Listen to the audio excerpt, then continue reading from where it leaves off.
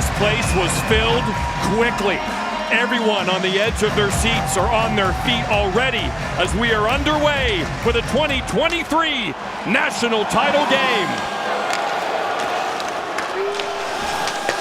Let's see who responds first. Quinnipiac normally on their toes, and they go straight north, Colby Cohen. Oh, and the pace is already high. They're playing off the energy in the building. What a hit, Butchie, to start this game. And a penalty to start this game, and a power play to start this game. Kester was rocked in the upper body area. Of course, they will look at this, Colby, possibly review this. First, the initial call, will it be a 2 or a 5? Previous play is under review. Well, Skylar Brindamore is going to head into the box. And just remember, principal point of contact. Shoulder, in my opinion, based on that first glance. And that is what they are looking for in the NCAA this season. A new rule. You are able to assess a 5-minute penalty for contact to the head without throwing the player out like in years past. I'm not sure if this should even be a penalty. I thought it was a hit to the arms, shoulder. I don't think it made contact with the face. Yeah, this is a good hit, Barry. It was a shoulder. It was Clean. a shoulder. Obviously, it was a physical hit and a strong, aggressive hit, but it wasn't a high stick into the face or anything like that. So I don't think it's going to be a 5-minute for sure, but maybe not any penalty at all. It might have grazed the cage, but overall, it's close. We'll see what they end up calling. Can't believe this will be 5. Maybe they'll still call 2. Well, Butchie, they can also look to see if there's secondary contact to the head as well. I'm standing in front of one of the linesmen. There it comes. Here comes the call. Number 22, Quinnipiac, 2-minute minor, indirect contact to the head. There you go. So they felt there was some there. Most of it appeared to be the shoulder or upper pec area of Kester. So Skylar Brindamore, son of Carolina head coach Rod Brindamore, who played his college hockey at Michigan State, is in the box. And now this is a huge point in this game. Scoring first is always important in any hockey game at any level. And Rod Brindamore in his seat. His team lost to Buffalo today in Buffalo. He jumped on a private plane, and here he is. And you see the tension on his face, and the face-off is won. Here come the mighty Ghosts. Shot just wide. This power play has been sizzling in the NCAA tournament. Oh, DeYoung lost his stick, broke in half. And the puck is cleared, and here comes Logan Cooley, an electric 18-year-old from Pittsburgh. Arizona Coyote draft pick. One-timer! Saved by Peretz. Snuggerud can fire at number 81. Excellent puck movement on that power play. Side to side. Good shot from the point. Snuggerud in front. It's loose. Tied up. Squirts to the corner. Cooley gets it back calmly to Lacombe. Snuggerud wants it again. What a kick save by Peretz. Well, Snuggerud got all of that shot. He's a trigger man. 21 goals on the season. They love to work those one-timers through the seams. Well, doing a great job killing penalties. They're not letting the puck go through there, like you said, Colby, but you just can't let them have shots in the middle of the rink. This red-hot power play against this great PK unit. Quillen's all by himself. He had 2 goals in the semifinal game. Blocked by Kester. He was the guy hit by Brindamore. Kester played that very well, John. Here they come up the ice. Less than a minute left. Second unit, Aaron Huglin on. Remember, this unit scored a power play goal in the semifinal game, but Quinnipiac, this is what they do, Colby, on the PK. Yeah, they'll smother you when they see backs and they see the puck along the click plate. It's 2 men on, and it's 200-foot clears. And, of course, Kester, who took the hit, back out on the ice. He's fine. Nevers drops it back, but unfortunately it's a Bobcat. Again, no support from his teammates. DeYoung, nice, easy play by Kester. Yeah, they got caught in the change, so that's why there wasn't enough guys on the ice. Brodzinski in the lone, but cleared out nicely by Colin Graff. I like Brodzinski. I just have a feeling he's going to have a big game. 2 shots on goal, 2 grade A chances. Snuggerud wanted those pucks, and he blasted a couple of them. Peretz made the first solid save in this game. Looked like that was offside at the line, but they say onside. In front, bad angle shot off the side of the net. by Jackson Nelson, and here come the Bobcats. So they kill the penalty. Now they'll try to get into their game, Colby, which is on your toes and going north. Absolutely. They love to get north-south. They love that transition. But, Barry, this power play by Minnesota, they had some clean puck movement. And anytime Snuggerud is able to wind up and take that one-timer, Bear, you better be ready. Colby, if I'm coaching there, I got to change that. You can't let them have shots from the circles like that. There was at least 3 of them, maybe more than that. You got to make sure that they get blocked or pushed to the outside. But good start so far for both teams, really. Yeah, Skylar Brindamore out of the box, and he wins the faceoff. That's his primary job tonight. Do that. That power play came in. The Gophers 7 for 15 in the tournament, 47%. Keep an eye on the neutral zone right here. This is what Quinnipiac will do. They'll get 1-3-1. They want to isolate. They want to trap you, and then they want to look for those quick ups. See if the Bobcats can get some offensive game going. The early power play certainly had them a bit on their heels. Now they reset and start again. The Gophers seeking their first national title since they won the back-to-back titles in 2002 and 2003.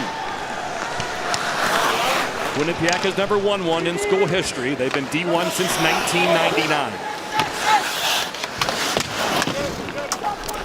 For the first time wearing the road blues. Yeah, you liked them. You mentioned them before the game. Well, those numbers pop. They do. That makes our job a lot easier. It's all about us, right, guys? Well, you got the best view in the house, Colby. We're up here in the rafters. Yeah, no mistakes out of you down there, kid. Big line. Big line back out there for Minnesota. Let's see how the Bobcats try to match up against that. Snuggerud, Nyes, and Cooley, 3 future NHL players. Again, Bob Motzko was brought here to do this. Get to the national title game, win it, and end that drought. A lot of draft picks, of course, 14, second only to Harvard, 3 first-rounders. And he's got the team to do it, Barry. He's got the team to do it. Obviously, he's got the future to do it. I like their team a lot, the way they're played. Built for the new NHL. They'll all have good careers, no doubt about it. Battling behind the net, back to the point. Best defensive core in the country. There's Lacombe, second-round Ducks pick. Hughlin behind the net. He's a player built for a game like this, heavy and strong. Lacombe can shoot it. Oh, what a nice block by Quillen. He scores goals, and he blocks shots. Great shot, blocking that up. Great job. Hughlin taken away by Tellier. Here comes Filion. The Kristoffs on both these wings have had good tournaments, 29 and 13. Chernesky in air from Sunnyton, Connecticut. He's in between the Kristoffs.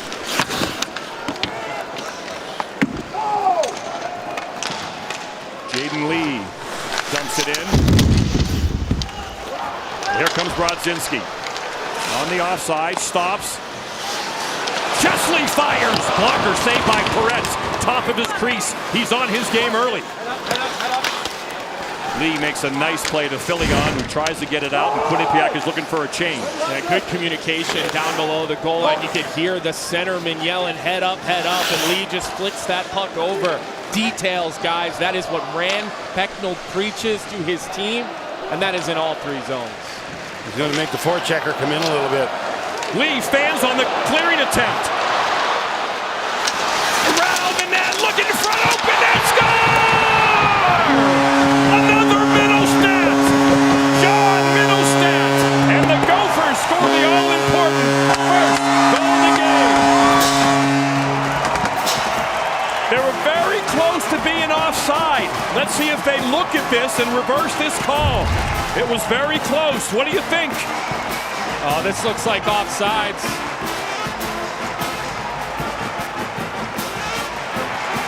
Well, the puck's definitely in, so you don't have to worry about that. It's offside or not. Yeah, he's the first skater. That should be fine. Yeah, I think that one's okay.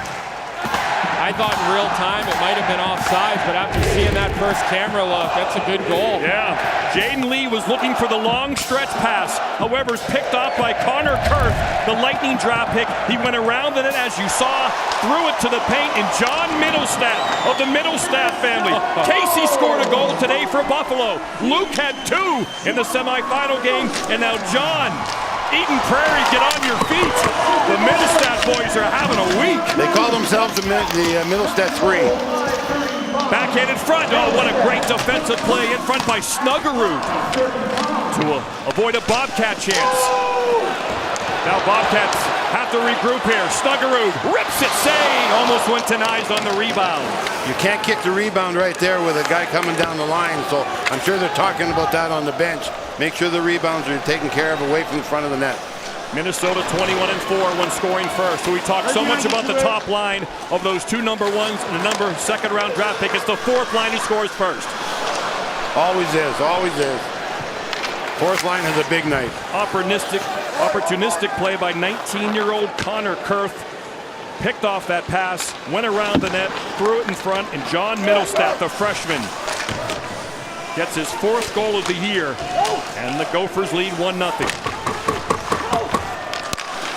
Shot from the point, saved by Close. Justin Close, the 24-year-old goalie for the Gophers. He turns 25 in May. Yeah, that was close. Sorry, I had to. Well, guys, we're seeing a little bit of what we saw in the semifinal game where Minnesota just overwhelmed BU with their speed. They force turnovers, they force bobbled pucks because the way they play with pace. C.J. McGee clears that in, playing his 100th college hockey game today in the national title game. I'll tell you, Quinnipiac's forechecking well, really taking the lanes away. Sellout crowd here in Tampa, and here come the Bobcats. Philly on fires, blocked by Chesley.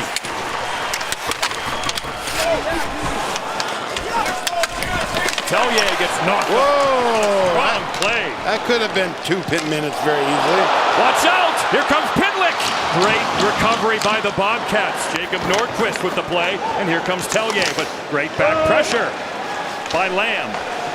Excellent pace to this game. You mentioned, Colby, how the Gophers overwhelmed BU in the semifinal game. I don't sense that here so much as the BU game. Yeah, but when they put enough pressure on you, that's when you start to see the uncharacteristic turnover that we saw in the goal. Look at the play in the neutral zone. We have not seen this out of the Bobcats in the tournament. They almost look a little bit nervous in the early goings of this hockey game. They've outshot. Quinnipiac 5-1. Shot blocked. Lombardi had a chance there off the face-off win. That shot deflected wide. Pass in front, chipped away. And here comes Kurth, who set up the first goal. You know, the first shift after a goal, you are flying out there. Good job by the Bobcats to break out. Lombardi goes after it, can't get there in time. There's Middlestat, the goal scorer. Lombardi pokes it behind the net. This is a young fourth line, and up and down the lineup, Quinnipiac brings a lot of experience. Lombardi, turnover, shot, short side wide. Off the bench. As they make a line change is C.J. McGee, and the whistle blows as the puck goes into the netting. A couple of freshmen open the scoring in the national title game. Kurth throws it in front. Middlestat picks it up in the paint and tucks it in for goal number 1. Good defense wins championships, and good defense starts with goaltending. Yanni Peretz leads the nation in winning percentage, goals against average, 10 shutouts, second in save percentage, just a little bit behind Devin Levi. And Justin Close on the other end, 24 years old. He turns 25 in May, like Barry from Saskatchewan. He's going to be a smart kid, obviously. Yeah, obviously. And an excellent dresser. Saskatoon U. Logan Cooley into it first. Cooley, the 18-year-old freshman, throws it in front. Nice. Snuggerud just shot it wide. This line is electric. 81, 92, and 89. Nye steals it. He's a beast in front. And Peretz is able to get the catching glove on. It's under his glove. He takes a while to get the whistle, but he has it, and play is stopped. And that is Matthew Nyes, Barry. Oh, yeah. He's an absolute wagon. Everything that we've done with him involved, we talked about that toughness, the aggressiveness, winning physical battles. Those are the guys that the NHL teams want. A guy like him, look at this front of the net. He doesn't leave there. He goes there and forces someone to take him out of there, maybe drawing a penalty. So he's been doing it all year long and just continues to be the leader that Minnesota needs. Motzko told us he wants the puck and he wants him to play like a bully. And he doesn't want to give it up. And that's what he's done so far. Kind of reminds me a little bit of Chris Kreider at the end of his college career, and then Chris Kreider stepped right into the NHL playoffs. Yeah, man among boys, even at his young age of 20 years old. So time for Quinnipiac now to get to their game and get the next goal. People talk about the first goal, but sometimes I think the second goal is more important, especially at this point if you're Quinnipiac. Well, we saw them get down by 1 goal to Ohio State early in the regional final, but they do not panic. And just looking down their bench, looking at their coaching staff, everybody very calm, collected. You see Rand Pecknold, he has been in a lot of these big situations over the past 5 or 8 years. And they got a lot of older players, guys that have been in situations like this before, so they're not going to panic. They're going to be ready to go.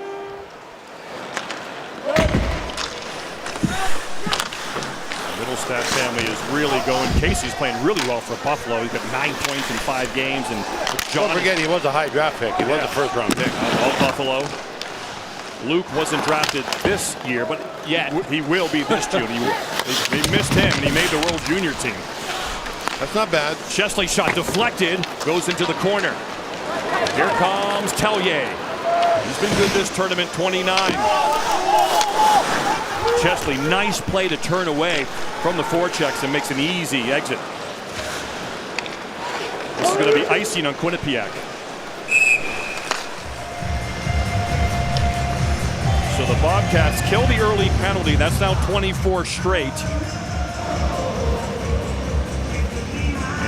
They got great players for those positions, those defensive positions, like we said, with the experience they have. Quinnipiac can't change off the icing. Wind draws, wind draws. They're going to try to get Lacombe, number 2 at the point, a one-timer here if they get this back clean. Top line for Minnesota back out there now. Nyes will try to hunt it down. There comes Cooley aggressively into the corner. Now Norquist makes a nice D-to-D play, and now they go north. That's Quinnipiac style, get it and go. Very rarely they go D to D. They want to turn and go. But you can see the speed and forecheck of Minnesota. You talked about Colby. They got to think a little differently right now. Well, because you've got such a mobile group of defensemen for the Gophers. All guys can skate, all guys can make the first pass, and all guys have the skill to move their team up the ice. Boy, Snuggerud, he really is ready to play tonight. You saw him on that early power play. Walk the puck. There's a little body check on McGee behind the net. Back to the point. Faber keeps it in. We talked about Brock. Now Minnesota Wild property. He'll be playing in the NHL in Minnesota next week while he plays in college in Minnesota this week. Oh, a chop on Cooley. So far, tempers flailing. Minnesota jumping out to the early lead in Tampa. Welcome back to Tampa. Our Victoria Arlen on the Quinnipiac bench with Rand Pecknold. All right, Coach, down by 1 early on. What do you need to do to get the momentum back?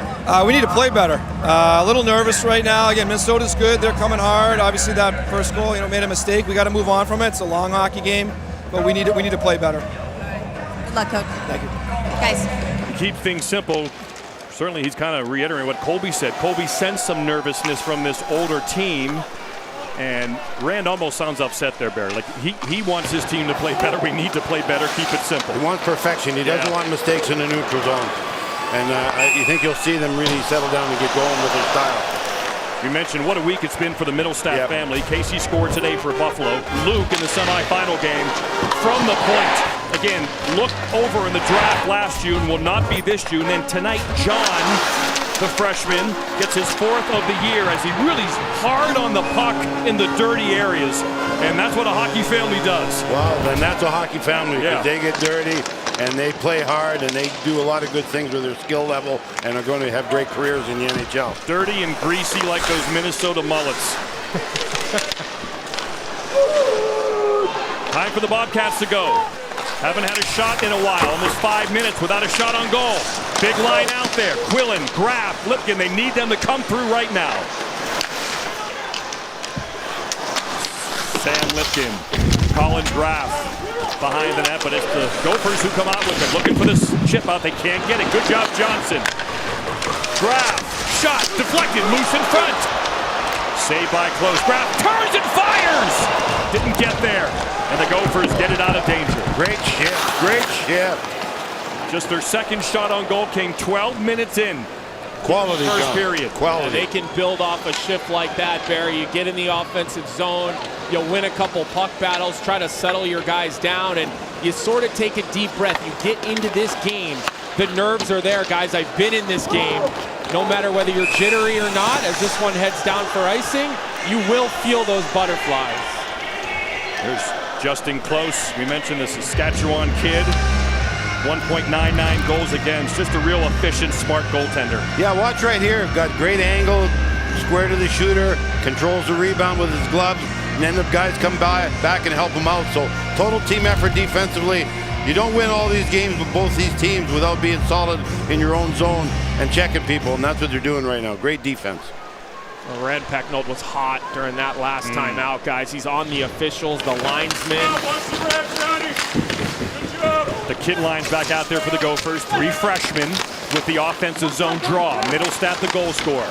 He cycles to Pinanimi. Pinanimi spins away. Back to the plate. One-timer. Kester blocked. Deflects into the corner.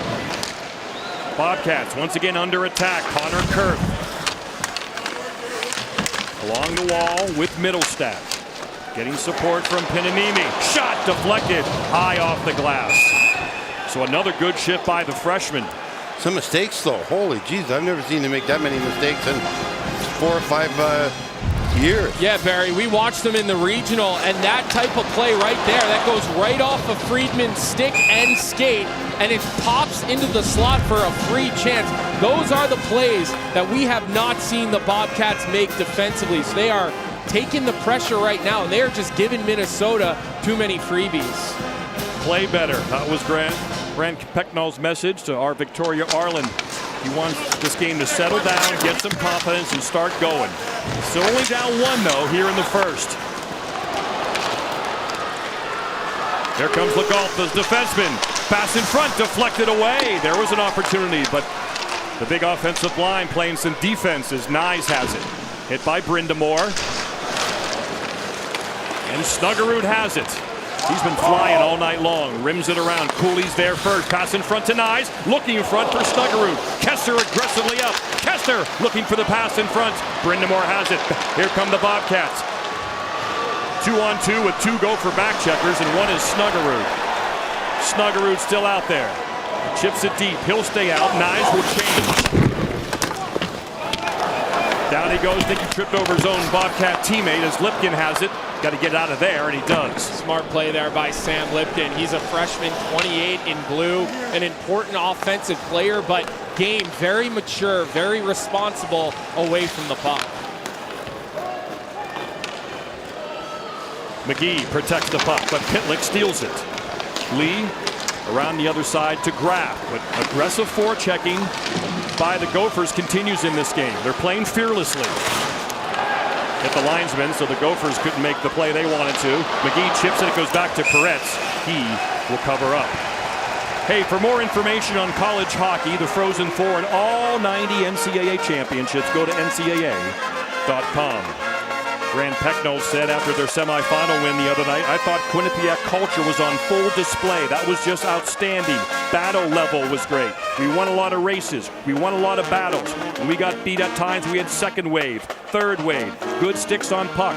They need to get back to that ASAP." Couple crisp passes, and Quillen is in the Gopher zone. This guy's had a hot NCAA tournament. Lipkin finds Graff. He's a great playmaker, number 11. There's an attempt at it to Metsa, who scored against Michigan. Graff has it. He can score and pass. Transfer from Union. Nordquist the pinch. Lipkin takes a look around, and you can really see his hockey sense. The freshman for Quinnipiac, number 28, but back comes Lamb.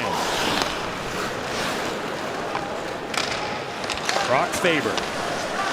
To Lacombe and back to Faber. Great composure from this defensive core. Bob Motzko says he'll never have a better defensive core than the one he has on this team. And he's got 7 of them, so it's 1 extra. He does. Kester around the other side to Nevers. Now Quinnipiac with some good pressure. This is what they did well against Michigan. forecheck, create turnovers, get scoring chances.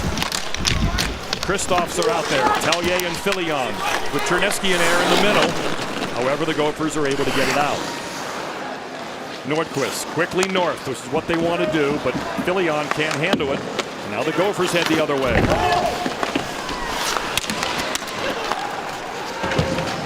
Excellent hit there by Nelson. NCHC officiating crew for the championship game tonight. 3:56 to go here in the first. Matty Nyes, Logan Cooley in that big line sees the fourth line get the first goal of the game. 5 shots, Minnesota. 2 shots, Quinnipiac.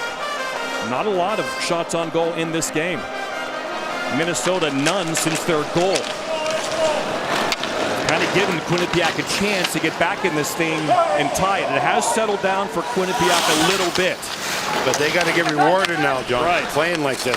They're playing hard. They're doing the right thing. Saved by Peretz. Johnson gets it out of danger. Nice chop there by Tellier. But again, look at the forecheck by Nevers to create the turnover. The Gophers are set up. I love it. Good stick there by the Bobcats. They get it out, and the Bobcats see the Gophers get it right back in. Nelson using his big body along the wall. Good job by Lombardi to support Legault and get the puck off the ice, and here they come. Quillen turns away, looking for a teammate. He finds Graff. Now they're motioning. Graff, shot! Close, saw that very late, but he's in good position. Almost snuck under his right armpit. Yeah, Graff is a goal scorer. If you look at his bio, he can really put the puck in the net.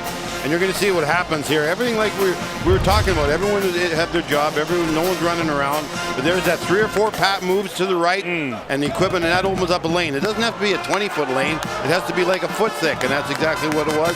Puck goes through, doesn't see it, and almost scores. So that's a lesson for everybody. Just go one way, a few feet, and you'll alter your shot look. Close did not see that, so it hit his body. 3 minutes left in the first. Watch out, here comes Cooley with Snuggerud. Snuggerud, Cooley! Upended in front, no penalty coming. Whoa, prison rules. Yeah, they got there right at the same time. Cooley went down, but play continues. Here come the Bobcats. Down 1-0. Lee towards the net. Good block shot by McComb, and Nyes will pick it up. He's looking for a teammate. This Minnesota D-corps, so good with their sticks. Cooley, Snuggerud. Turns away and cycles back to Nyes. Nyes, excellent pass, the middle step, but he can't handle the bouncing puck, and Brindamore gets it out of danger.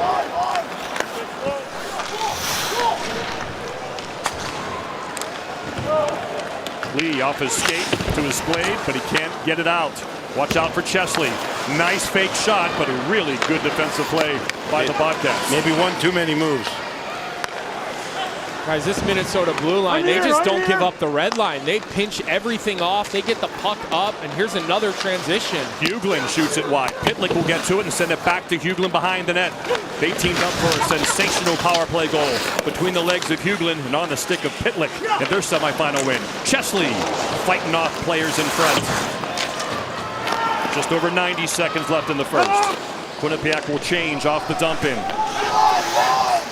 The big line out there trying to get some offense for Rand Pecknold. Quillen gets the turnover, looking in front, but wow, he is absolutely plastered by Jackson Nelson. Oh, the big centerman just imposing his will. This will be icing on Minnesota.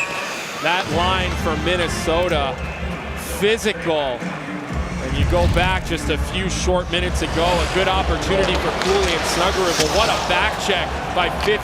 Jaden Lee probably saves a goal, and Barry, the big centerman, Jackson Nelson, boom. I'm going to start calling him Willie Nelson, man. He went in there, took a body out, knocked him on his butt.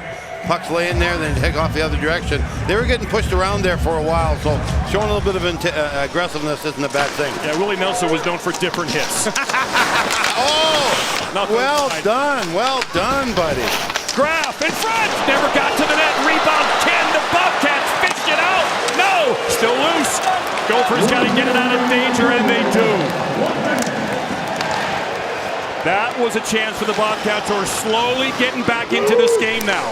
Quillen and Graff, it's the big line that is going to have to be out there a lot as long as they're behind. Johnson can't keep it in. Yeah, the ice is getting pretty soft here. It's warm down at ice level. You can see the snow building. You want to make sure you're using your skate behind your stick blade to help you with those pucks at the point. It's been a hot, beautiful week in Tampa. Upper 80s, low 90s. Not a lot of humidity yet, so that's good. Any backyard rink owner knows humidity is the enemy of Iceberry. No wonder I couldn't get rid of my old ice Exactly. First period winding down. Quinnipiac looking for a buzzer beater here. There's another bouncing puck that just sneaks out of the zone. Quinnipiac hockey, the last 15 minutes has been on display. They've allowed one shot on goal. But again, they're Knives into the glove of Perez with half a second left. Wow. I'm saying about Minnesota, they don't need a lot of chances, John.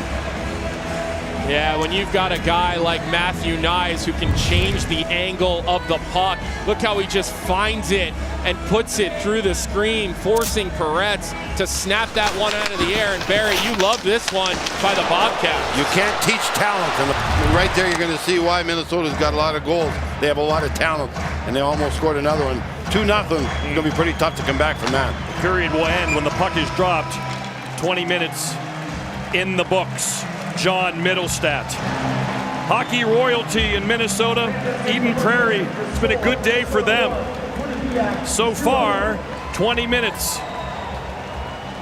40 minutes to go. 1-0 Gophers. Back to the studio. Arda Ocal. Night has fallen in the beautiful city of Tampa, Florida. Such a sensational host for a Frozen Four, their third since 2012. And inside Amalie Arena, it's the Minnesota Golden Gophers who lead after 20 minutes, Barry Melrose. Sometimes you come off the bench and the puck finds your way to your stick and you create a goal, and that's what happened for Connor Kurth. Well, Minnesota's a team with a lot of talent. What happens is guys with talent, things happen for a reason with them. Coming up the middle of the rink, no one's near him. All of a sudden, bang, it's a mistake and it's on his tape. Now it's a 1-on-2 and everyone's caught flat-footed except the guy with the puck going behind the net. And then the follow-up guys doing what they are supposed to do is follow up a play like that. Ends up Middlestat shoots it into the wide open net. So that's what talent gives you. They give you a 1-0 lead. Minnesota 19-1-3 when leading after one, Colby Cohen. Yeah, Matthew Knies absolutely imposing his will, does his best work within 5 feet of the net. He's physical, his feet never stop moving. He was absolutely dominant that period, and I've said this now a couple of times. This is a special talent who is going to be playing in the NHL, in my opinion, within a couple of days after his team tries to win a national championship. All year long, the second period has been Quinnipiac's highest scoring period, 61 goals, and highest in shots on goal, 483. But the same also applies to Minnesota, and they lead after 21-0. Who gets the next one? Such a huge goal here in the national championship game. Jaden Lee up the wall. There's that aggressive forecheck. It continues for the Gophers. Can Quinnipiac get some clean breakouts and scoring chances off the rush? Close makes an early second period save. Most better not throw the puck in that area many times. That'll end up in your net. DeYoung. Cephalone. Brindamore plastered. DeYoung gets it. Looking for someone. Gets through and Brindamore gets it back to the point. Metza, who scored against Michigan.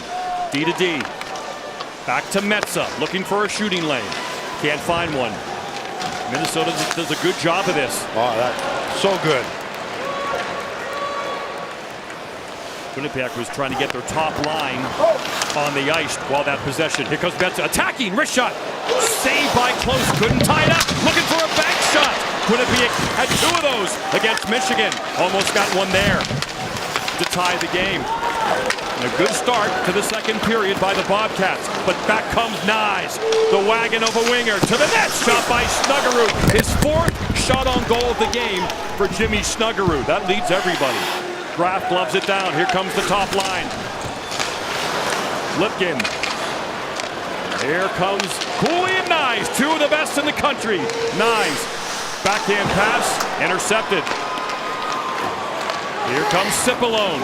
Shot is a good one. Blocker saved by Close, who's been active here in the second period. Nyes will stay out there a little bit longer before he heads to the bench. Cooley is nowhere to go. Good defense by Quinnipiac there. They've done a good job stifling this offense since the Middlestat goal to open up the scoring. Lombardi around. Luke Middlestat pinching, squirts to the slot, and Hughlin had a chance as Pitlick dumps it back in.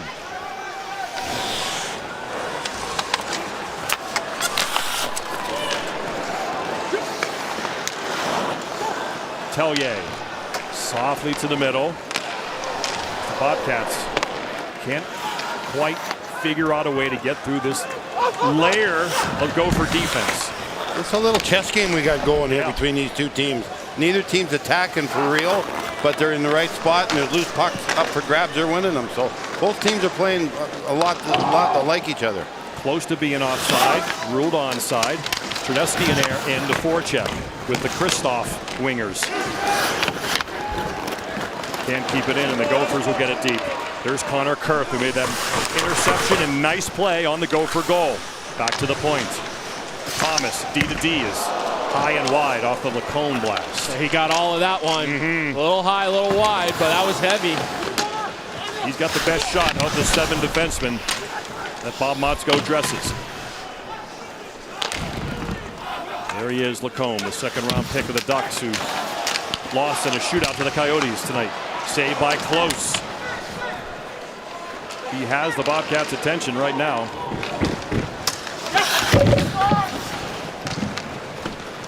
This really is turning into a defensive, grind it out, mucky right? game. Yep.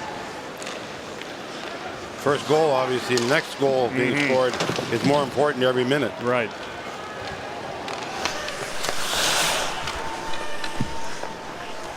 Ari Rassadin, 21-year-old Finn behind the net. A long stretch pass, but it eventually comes to Thomas, and the Gophers have it again. This might be icing on Quinnipiac. It is. Well, this period has started a little bit different than period one, with the Bobcats getting a couple of opportunities. It was Metza, the defenseman, who jumps down in the play to start it, and Sam Lipkin, the freshman, who scored a goal from below the goal line the other night. And this is that one-timer we talked about, Butchie, a heavy, heavy shot by the second rounder for Anaheim, Jackson Lacombe. And all of a sudden, the Bobcats now out shooting Minnesota 9-8, but the Gophers win the faceoff. Favors out there with Johnson. Shot just wide. Top score! Jackson Nelson using that big, mature body to get position. And once again, the Gophers are firm on the puck. Face-offs, face-offs, face-offs. You have to win face-offs if you're going to win games. Puck goes to behind the net, right out in front of the net. No one's picking anybody up. And where's it going to go? Goaltender's working. He gets beat to the front of the net, and the goal goes in. He doesn't know where it is yet. He's trying to pick it up. Goes across to pick it up. It goes across the net the wrong other way, and there's a goal in the net. That is huge. That's a huge goal right there for Minnesota. Great goal. What a play by Faber to shoot that wide on purpose. Colby Cohen used the end boards. Yeah, that was a design play, and we will definitely give you another look at that. Real smart by 14, Brock Faber, to see the angle towards the net. Brock Faber scissors and a 2-0 lead. Nelson's 10th of the year, academic all Big Ten. Son of Chad and Jennifer, and Chad and Jennifer are glowing right now. Their boy has a goal in the national championship game. Quinnipiac's got to go now. Down 2 to the best team in the country. Nyes. Bob Motzko throws the top line right out there. He wants to keep the pressure on, going for the kill. Minnesota goal. Quillen. Down low. Graff has it. Quillen supports the center on this top line. Metza will pinch to keep it in. Back in 2016, Quinnipiac reached the title game in this arena, and they had to face mighty North Dakota. And that star-studded lineup of Besser and Kajula, Schmaltz. Got got the job done and won the national championship from the Bobcats. Once again, the Bobcats down to a mighty powerhouse. 2-0 here. Shot to the net. Saved by Close. Deflected late again. Cooley, nice play to Nyes. 1-on-1. This is where he's dangerous. Nyes.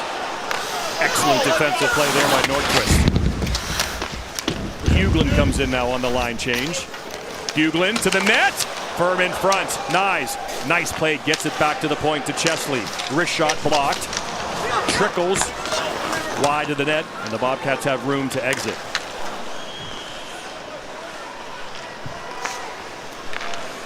Cipollone just has the red line to prevent the icing as Middlestat chops it hard. Only one penalty in this game. It was an early one to Brindamore. That was the only power play of this game. Obviously, Minnesota doesn't have to be as aggressive anymore with a 2-0 lead, so they can pick and choose when to attack. Huglin gets it in deep, and Pitlick will forecheck. Rassinen trying to get away from him. Pitlick does a good job. Minnesota wants the puck at this end of the ice, trying to end that 20-year championship drought. Shot trickled in front. Still free. Pitlick tries to get it out. Can't. Metsa has it for the Bobcats. Throws it across, but bounces into the opposite corner. Shot from the point. Free in front. Brindamore can't quite find it and tee it up. Metsa gloves it down. Bothered by Pitlick. Pitlick had a beast of a shift there. He was everywhere. Picked up by Tellier. Tellier, a bouncing puck. Brindamore still out there. Now he'll change. Metsa keeps it in. Puck bouncing around for the Bobcats. Goes in front. Score! Tellier cuts the lead to 2-1. What a tournament the 22-year-old from Quebec is having. Well, this was exactly set up. This is a set-up play. And they did it to perfection. They've been doing it all night to perfection. Puck goes out to the points, kept in. No one attacks him. He goes by the man that was supposed to check him. And that's a set pass to the far post. The man going off the other wall comes, loses the defenseman going to the front of the net also. And the puck ends up in the back of the net. Yeah, what poise by Zach Metsa, the captain, for the Bobcats to keep that play alive, not once but twice. And then Kester loses his man. And Tellier with a big goal to get Quinnipiac back in this hockey game. Had to have it, and they get it.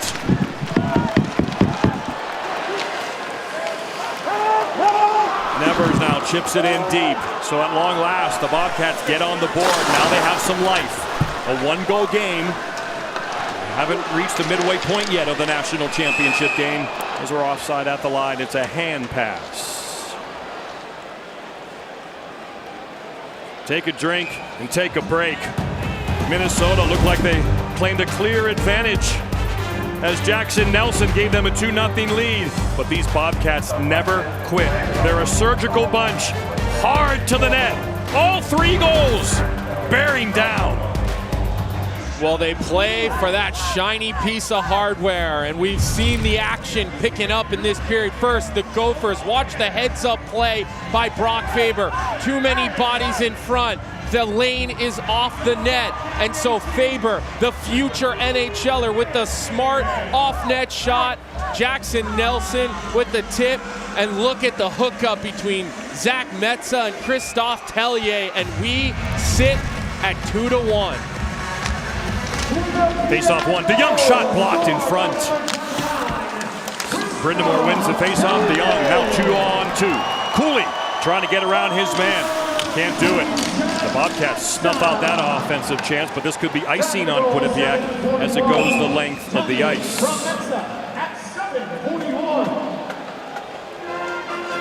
The NHL on ESPN. Monday night, the Wild, Brock Faber's future team, are in Chicago to take on the Blackhawks. The Wild enter the day 2 points behind both the Avs and Stars in the race for the Central Division title. Stars won today in overtime. That's Monday, 9 Eastern, 8 Pacific on ESPN, as Wild winning 2-1 early in the second against the St. Louis Blues. Snuggerud, a Blue draft pick. Faber, a Wild property now after his rights were traded. Cooley trying to win that faceoff back to Snuggerud. Good job by the Bobcat wingers to come in and help, and they have the puck. DeYoung playing in college game number 184. A fifth-year player. Another icing.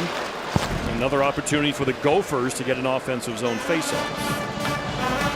Well, just what we're talking about, I can't harp on enough as a coach how those are so important, those draws that get loved in your zone. Comes back to haunt you all the time, and that did on that first goal by Quinnipiac. So both these teams got to start relying on defense to make sure they control those face-offs. Cooley versus Brindamore. Brindamore wins another one. He's had a great tournament, right around 60% on draws. Brindamore will escape this out of the zone. Here come the Bobcats. Will try to gain the red line and dump it in, and he does. And that line will change. Lacombe makes a nice chip off the glass to Snuggerud. Knocks it down for Nyes. He's met by 3 Bobcats. That line's tired, and good job by Metza. He's had a good frozen 4. Scored against Michigan, set up that goal. Saved by Close.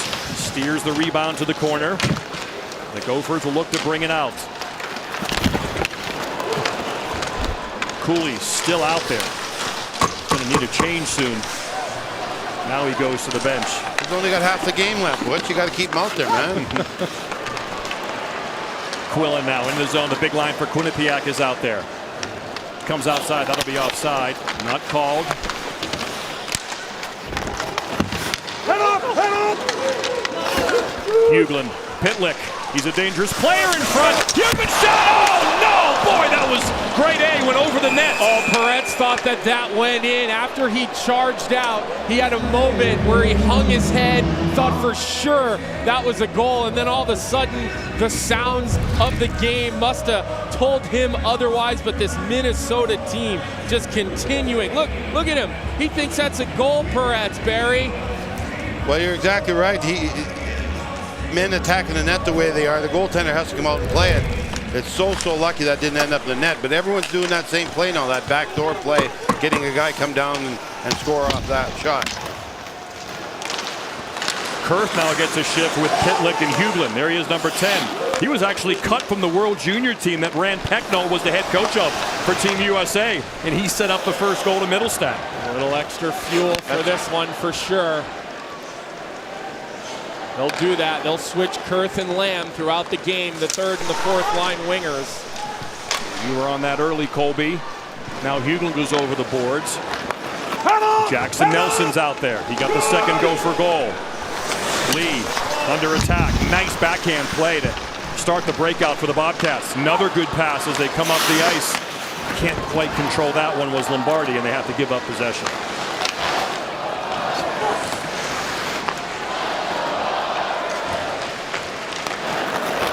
Let's go Gophers is the chant. Here in Tampa, sellout crowd for the national championship. Just the second head-to-head meeting between Quinnipiac and Minnesota ever. The other one, December 2000. Gophers won 11-2. That was just the second year Quinnipiac was a D1 program. It's also just the second time the #1 overall seed is playing the #2 overall seed since seeding began in 02. The lone other instance, Jim Montgomery, Denver. They won the title against Minnesota Duluth in 2017.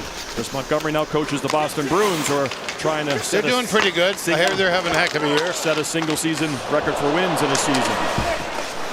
Lee turns away, trying to get away from Nyes. Good forecheck by Nyes. Then Cooley supports. Snuggerud couldn't keep it in. Snuggerud, really noticeable tonight. Back to Lacombe, #2. Long blue line pass. Looking for a shooting lane. Easy save. Peretz steers it to the corner. He does that well, controlling rebounds.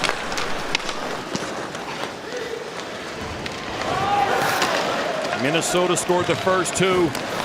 Tellier, the big one. That could be the first Quinnipiac power play, and it will be, as Brindamore, who committed the only other penalty of the game, draws that one. And the Gophers now will be short-handed. So Snuggerud Number went in the wrong 81, box. two-minute minor, tripping.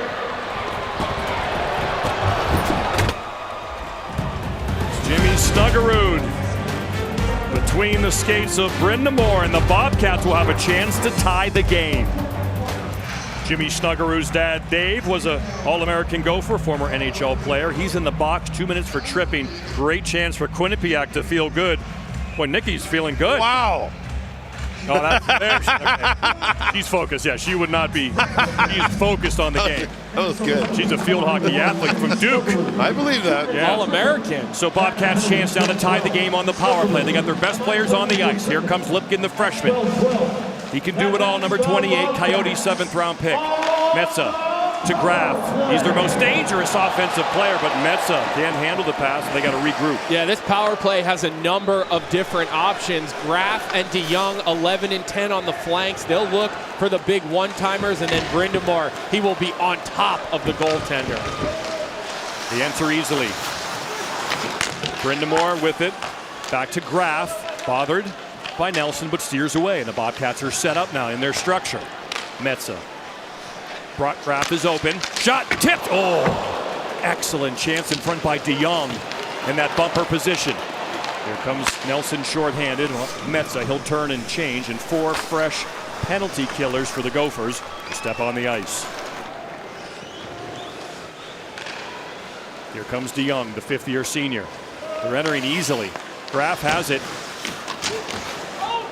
but the Gophers clear. Yeah, I'd like to see a little bit more movement on this Bobcat power play. They're getting in, and they're getting to their structure, but with Minnesota, the speed of their penalty killers, you've got to move around a little bit, create a little bit of deception. Jaden Lee now will enter in. Nice play to Tellier, the goal scorer for Quinnipiac. 30 seconds left. They got time here. Need pucks at the net. Tip wide. Pass in front of Lombardi. No. Lee has a chance. Oh, he selects to pass. Puck still alive in front. Nyes will look to clear. He can't. 10 seconds left on the power play. Tellier smacking his stick. Lee's shot. Tellier to the net. Can't get it past Lacombe. Great stick by Lacombe. Now uses his body. But the Bobcats have it. 5-on-5. Penalty over. Gophers need a clear to regroup. And still can't get it. Lee to the net. Easy save by Close. Great special teams, boy, out there. Both teams are doing it to perfection. Puck's going side to side, can't get it to the net. It bounces to the side, wide open. Again, puck is not getting to the net. You must miss the net somehow and make sure you get a shot off that, because right now there's just no way the puck is going to the front of the net. Yeah, good puck retrievals too, Barry. Yeah, Off the shot, they're winning the ball, and you can see Nikki Pecknold, Rand's wife, got to be nerve-wracking sitting on the other side of that glass. That power play was great. That's one of their best power plays that I've seen, so they look good. They haven't had a productive power play in this tournament. Now 1 for 11. Faber. Johnson. Block shot. Nice job. Comes out of the zone. Oh, that stung Berghardt. He's hurting a little bit right on the side of the leg. He wants to change. Desi Berghardt with that block shot.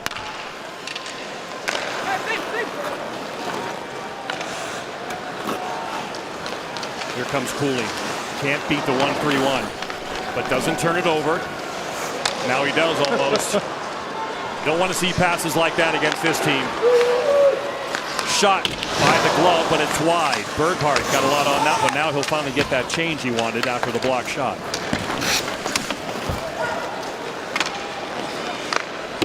Lipkin as the top line's back out there for Quinnipiac. Quillen, nice chip pass over. Graf with a chance. Graf around the net, throws it in front. Puck bouncing and into the glove of Close. Good strength by Close in front of that net, Johnny. He stood tall. He is on his game. Lots of bouncing pucks, pucks up into the air. But the Gopher goalie, I got it, Yola Tango. 3 goals in this game. Kobe Cohen, break it down for me, fella. Yes, started out all Minnesota. The fourth line with the energy shift off the bench. Then it's the Brock Faber off-net shot with the Jackson Nelson finish. But hang on a sec. Zach Metsa, Christophe Tellier hooking up around the net. And we've got ourselves a 1-goal hockey game. Yeah, Tellier right there. Such a big goal for the 22-year-old. Played his USHL hockey at Muskegon. Had 22 goals in just 53 games. They expect a lot from him, and he's really delivered in this tournament. We saw that highlight goal in Bridgeport. Oh, did we ever? Yeah, him and Filion have really stepped up. Well, you know, he's got a slick set of hands.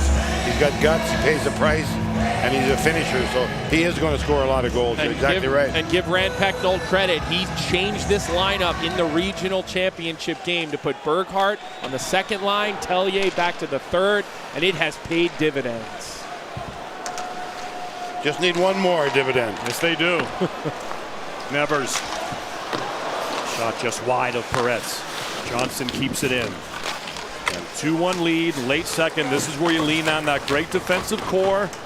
Your veteran goalie who's been so calm and steady and confident in net.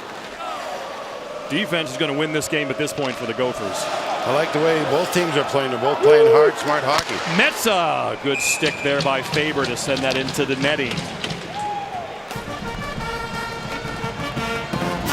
For more information on college hockey, the Frozen Four, and all 90 NCAA championships, go to NCAA.com. Rand Pecknold, the concern grows as the seconds tick off. John, it's exactly like that as a coach. The clock just runs and runs, and if you got the lead, it's not supposed to, right? No. But then you start panicking. We got to get it going. We got to score a goal. We got to check. And all of a sudden you defeat the purpose of relaxation. He's reached this title game now 3 times in the last good coach 10 tries. Good coach. Losing to Yale and Pittsburgh in 2013, here to North Dakota in 2016. DeYoung, Brindamore, shot deflected behind the net. Brindamore along the wall, chipped out. Here come the Gophers. Here comes Snuggerud. Stops at the line, chips it behind the net.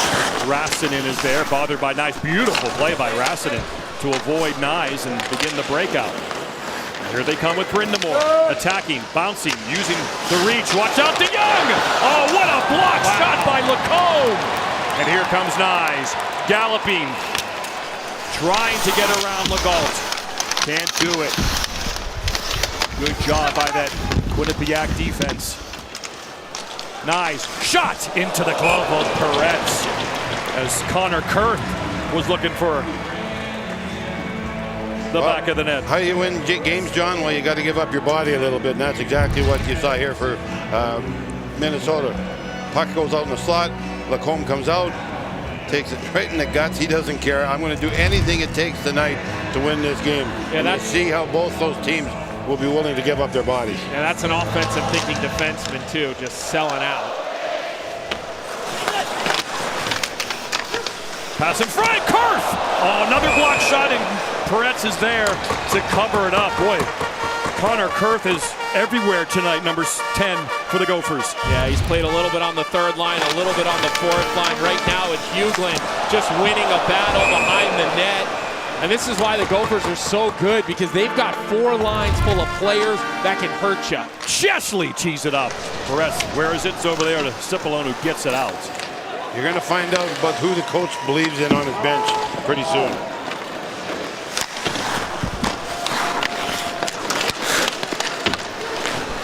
Sticks and the skate blades grinding into this Tampa ice. Every inch has been contested tonight. Just a grinding affair. Got to stay on your toes, avoid the turnover in this low-scoring, tight game, which is what we expected coming in. Metsa's going to play a lot the rest of the way, number 23. If he believes in you, you're going to be on the ice the rest of this game. There's no doubt about that. A lot of 5-year seniors to lean on. 2 minutes left in the second. Here comes Lipkin now. Lipkin looking to make a play. Shot through traffic again as Close has been battling traffic to make a lot of glove saves. We mentioned last time we were here in Tampa in 2016, Quinnipiac was here in Tampa. They beat Thatcher Demko in Boston College to reach the title game. A 3-2 victory over BC. But then in the title game, this is Brock Besser against Devon Taves and Drake Kajula. There's Nick Schultz, who made a great stick check play on another Kajula goal, and North Dakota wins the title over the Bobcats. What a line, what a line. North Dakota hasn't been back to a title game since, but now Quinnipiac Hard to get there, that's not easy. No, it ain't. Here come the Gophers. Brodzinski throws it across, but incomplete. Maybe shoot that one. Yeah, he was trying to hook up with Nevers. There's a nice play to Kester. He can't keep it in, so he'll make the smart play and regroup. Throw it off his teammate, who will now throw it in deep. And the Gophers can change. A lot of bobbling pucks right now. Late in the period, the ice is soft, a little bit warm in the building. So at the blue lines, you've got to be sure with your plays. Here comes the 1 minute call. 11 shots Quinnipiac, 6 Minnesota in the second period. As Close once again covers up, so Quinnipiac gets a late second period offensive zone face-off. Let's see what Rand Techno decides to do. Yeah, who he puts out there. Bob Motzko will look because he gets the last change. You're going to go 4 forward, something like that. But again, you'll see who the coach believes in. I know Brindamore will be out there to take the draw, and you watch his lower hand. Brindamore, number 22, he gets so low on his stick for that leverage point. Brindamore, Cooley does a good job, but the whistle is blown. Cooley doesn't like it. Well, I'm sure his dad has talked to his son about face-offs late in the game. So, great teacher, had a great teacher, no doubt about that. He gets that bottom hand as low as I see in college hockey. He breaks his stick a lot because of it. Multiple times he's broken his stick on face-offs. That and his arms. They're going to redo this one. The official was still over at the timekeeper, making sure everything was squared away. Here's Rod Brindamore, still does curls.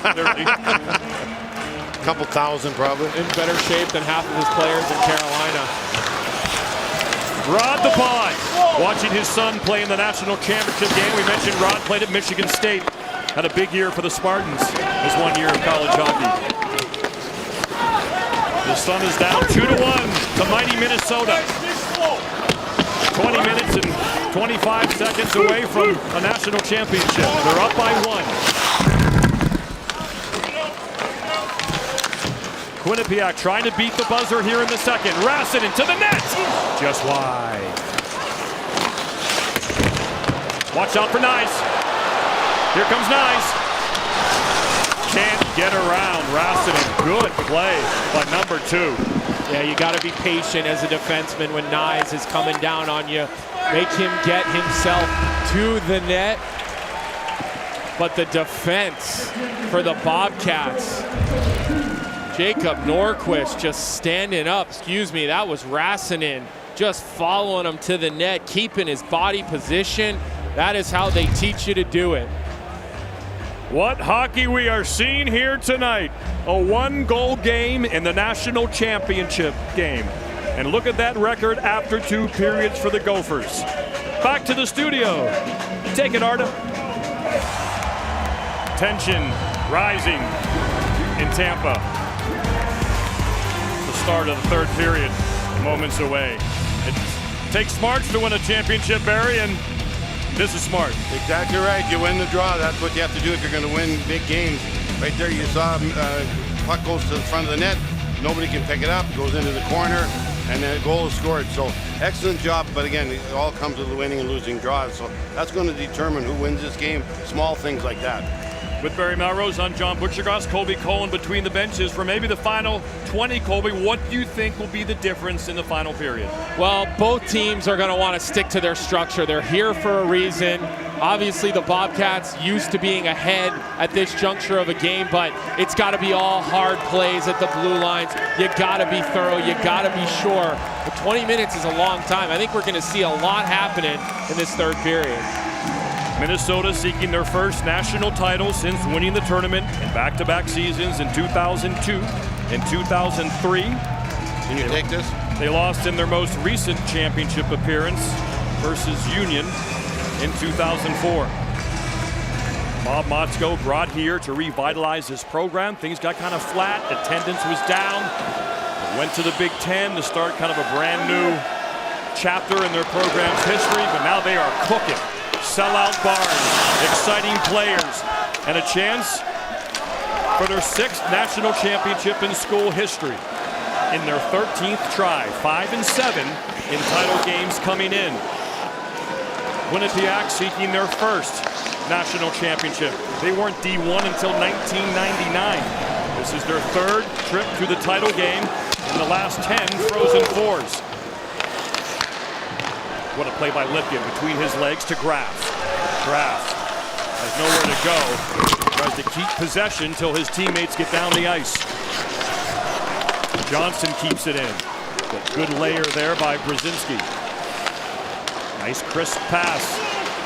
Nyes trying to do his thing, but Quinnipiac has done a good job neutralizing Nyes one-on-one. Yeah, they've kept body position on Nyes every time he's had an opportunity to get towards the net. And no looking at the puck, but you saved by Close, rebound in front, and again, he's so calm and in position to make those plays. Protecting the lead with Close and with those 7 defensemen that Bob Motzko says are the best he's ever had or will ever had. And that's a big reason why, after 2, they're 22-0 when leading.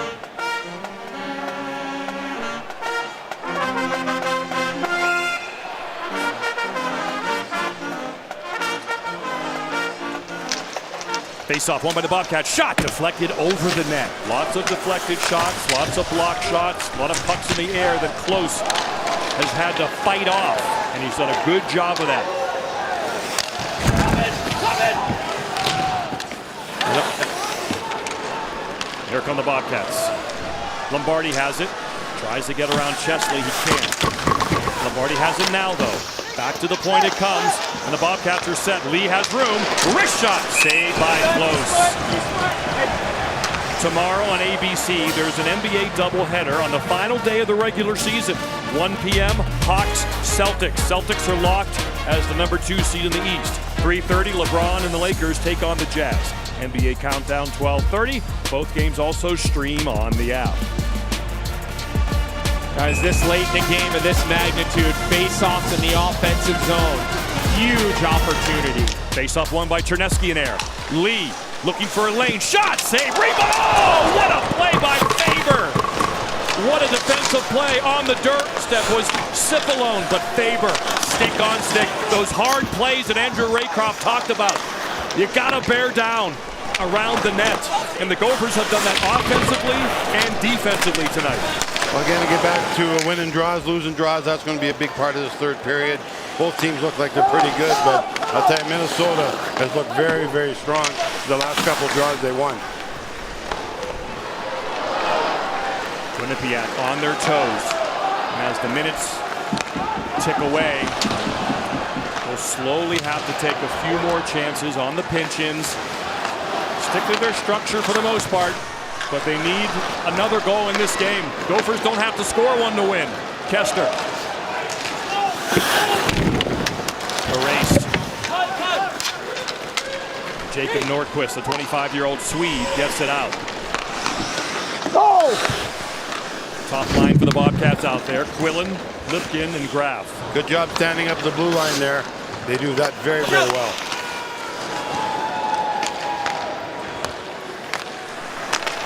3 minutes down in the 3rd period.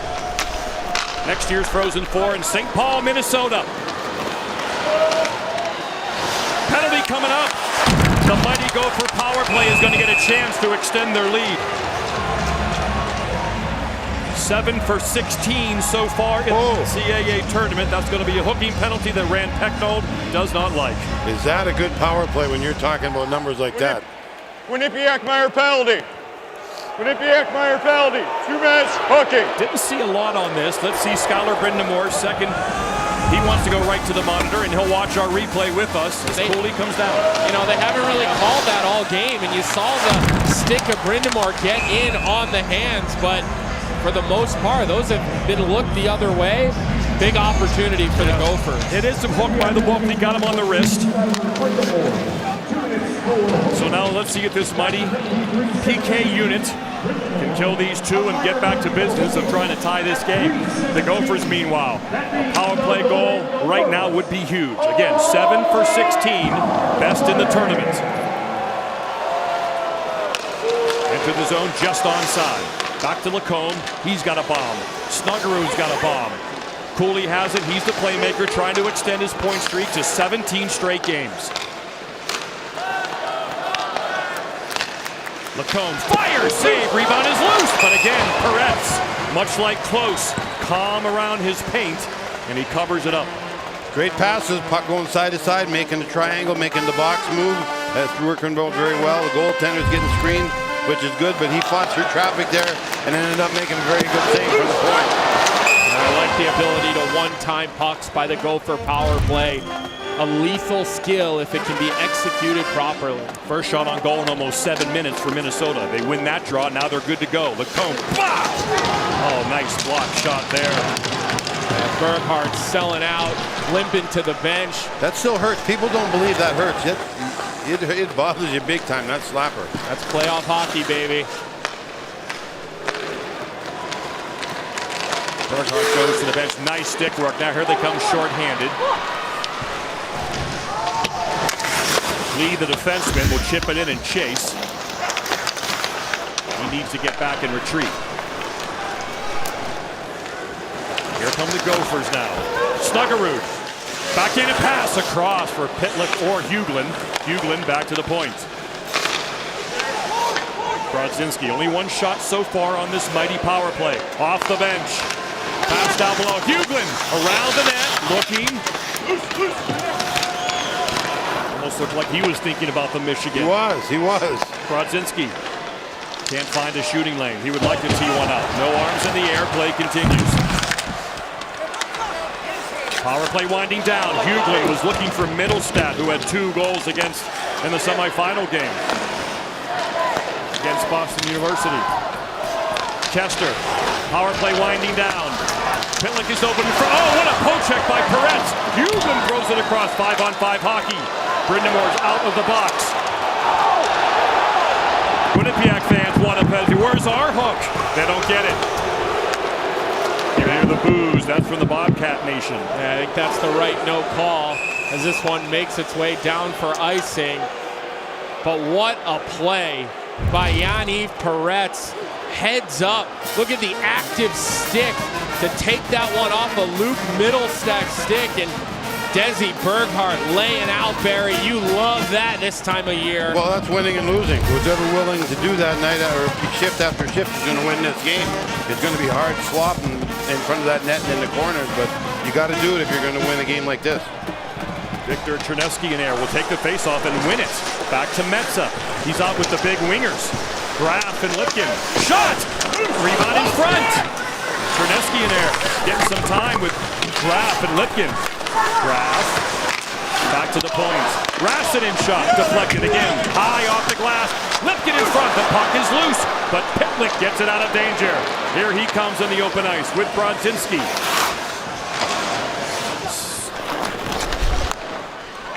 Just over 6 minutes gone in the final frame. Third period of the national championship game. Brian Johnson flips it out of danger. This will be icing is the call. Almost on goal. Very long shift for those Gophers. There's Brock Faber. Could have turned pro last year. Came back. And because of all the depth, his minutes played really went from about 29 to 21 per game. Just leaves him a lot fresher to play physical, to end plays. Does a lot of things quietly really well. He's the captain, he's the leader, he's a Gopher for life, and he would love his last game as a Gopher to be a championship, and he's in position to do it. The Bobcats looking to tie as the puck comes out of the zone. Quinnipiac still out shooting the Gophers. 5-1 in the third period. And for the game as well. Shot blocked. TJ Friedman. He's the guy who can rip a wrist shot and tie this game for Quinnipiac. Big number 19, the 25-year-old. Phil Young, beautiful play. In front, sliding defensive play by Cooley. Puck is loose, bouncing, still free.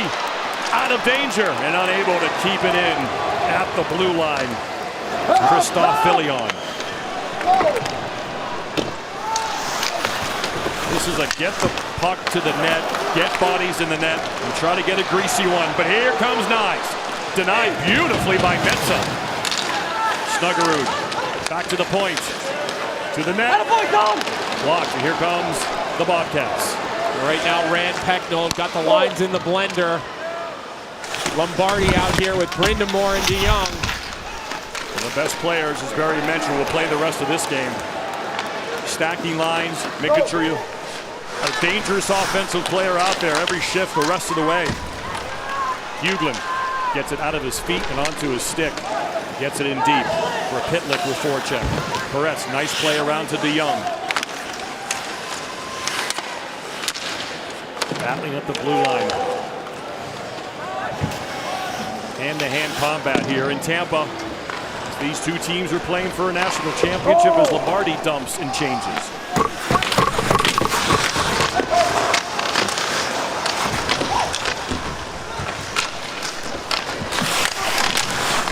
Hear the sounds of the game in Tampa. It's been that kind of game, sticks on sticks. Battles along the boards. Rassinen fakes. Gets around his man. The Gophers escape another chance. Great shift, great shift. Bobcats right back in the zone though. The defenseman Rassinen in front. Puck is free.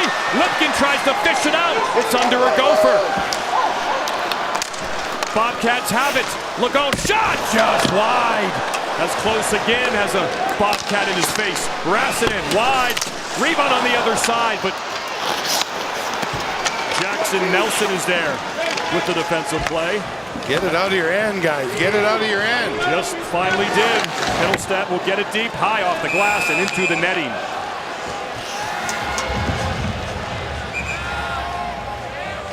Tension in the air in Tampa, almost midway through the final period with the national championship in their focus.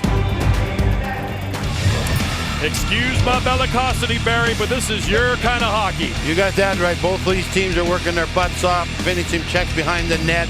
Great job competing. There's a penalty drawn right there. Was it? No, it's been the great offense, the great defense for Nyes on, for Zach Metza on Nyes. And then how about the play by Connor Kurth, laying out, getting his stick on the puck. This time of night, you are doing whatever it takes for your team. Minnesota can taste it, and they'll do anything to get it. Just 2 shots in the last 11:58 for the Gophers. And here come the Bobcats again in the zone. Shot, stick, puck is loose! Lombardi can't find it. A little out of his reach. You'll need a good bounce the rest of the way. Likely won't be a pretty goal. Puck will be bouncing around, and will it end up on your stick so you can fire a quick one? Minnesota looking for insurance. Bobcats a tie. Perez comes out as Nyes was coming down. Eyeball to eyeball with the Bobcat goalie. Nyes to Cooley. He is immediately surrounded. And the Bobcats have it again. They'll softly chip it out as Cooley finishes his check. It's offside. And it's called offside at the line by this NCHC crew. I don't mind that high flip play though. Late in a game when the ice is soft, you punt that puck out into center ice, make the defenseman handle it with their feet, put a little bit of pressure on them, and you never know what's gonna happen. Those flippers don't always land properly, you know, or go where you want it to with a flipper. They get the 56 degree right down. I'd say you're maybe 50-50. Midway through the third. Kester is it behind the net. Now the forecheck is on for Minnesota. While the Bobcats look to break out. Can't quite do it there. Pass behind DeYoung. DeYoung, nice play to bunt that forward towards Brindamore. Oh, but a good recovery by Lacombe. That's it. That's what I'm talking about. Get those rolling pucks into defenseman's feet. Something's going to happen. Rassinen carries it in. Bobcats are entering the zone without much problem, but when they get there, they haven't quite been able to create a grade A scoring chance. Kind of hopeful, wishful plays, hoping for the bounce. Minnesota also played a good defensive zone game. Lee. Tellier shot. Oh, that's a heavy wrist shot from Tellier. And Justin Close will get a chance to go to the bench and get a beverage, while Christian Tellier will continue his assault in the championship game. Bobcats got to find the tying goal, Colby. Yeah, they've been putting the pressure on Jaden Lee with a couple of wristers that have found their way through. It's been the bobbling pucks you mentioned up top, and they are going to need to continue to put pucks and bodies at the net because Justin Close has had Christophe Tellier and the Bobcat bunch's number throughout this hockey game. Tellier, their only goal tonight. Top line back out for Quinnipiac. They'll play a lot the rest of the way. Rand Pecknold will use the TV timeouts and shorten the bench. Graf in front. Oh, what another great stick by the Gophers. Man, are they recovering well. This is an outstanding play in front of Justin Close. Just when the Bobcats appear to have a tic-tac-toe grade A opportunity with Graf and Lipkin and Quillen, they're denied. Yeah, heads-up hockey in front of the net, Barry. You love to see the stick positioning. This is how you coach them, right? Faber again. I just love the fact how they're playing in front of the net. They're keeping their sticks on the ice. They're not allowing passes through to the far post because they're burned on the goal so far with that long pass. So they're just keeping everybody to the outside. Big play by Metsa. Good pinch to the net. It's free and close. But again, Johnson gets it out of danger. Bobcats are coming. Metzger deflected just wide by Graf. Kept in again by Lee. Bouncing. Close will take the stoppage. And the Gophers are under attack by Jacob Quillen in this Bobcat offense. Well, you're exactly right. They're really coming after the puck now, and that's exactly what they have to do. Watch the front of the net. 1, 2, 3, 4. Everybody's in front of the goaltender, not letting them see it, but he's seeing it. He's battling great. Both goaltenders have played solid this game. Not a lot of rubber, but they've both been very, very solid. There's a face-off win by the Gophers. They needed it. Now they need to get it out, and they do. Watch out, Cooley. 2-on-1 with Snuggerud. Cooley! Snuggerud! Oh, it's high and wide. Nice. Can't get it, and back come the Bobcats 3 wide. What a chance for the Gophers to maybe put this thing away. Quinnipiac will continue their push. Friedman gets through him. Another offensive zone faceoff, and Quinnipiac has owned the dot this period. Shots on goal 8-1. Well, the Bobcats dodged the bullet here. The clean zone entry for Minnesota. But watch the puck. It rolls up on edge on Snuggerud at the very last second, and he hooks it up and around. I've talked about how soft the ice is. Those types of plays, guys, the puck is going to be bouncing. And a right-handed shot. Snuggerud's a right-handed shot. He had everything going his way with that pass across. Faceoffs now 9-4 in favor of Quinnipiac. Lee has some room to walk in. Now he'll walk the line instead. More room now. Shot. Oh, just wide. Close is not seeing a lot of these shots.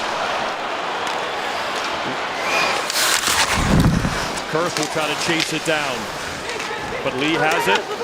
And once again, Bobcats will look to put the Gophers on their heel, but boy, Pitlick has been a great forechecker in this game. That was close to being a hook.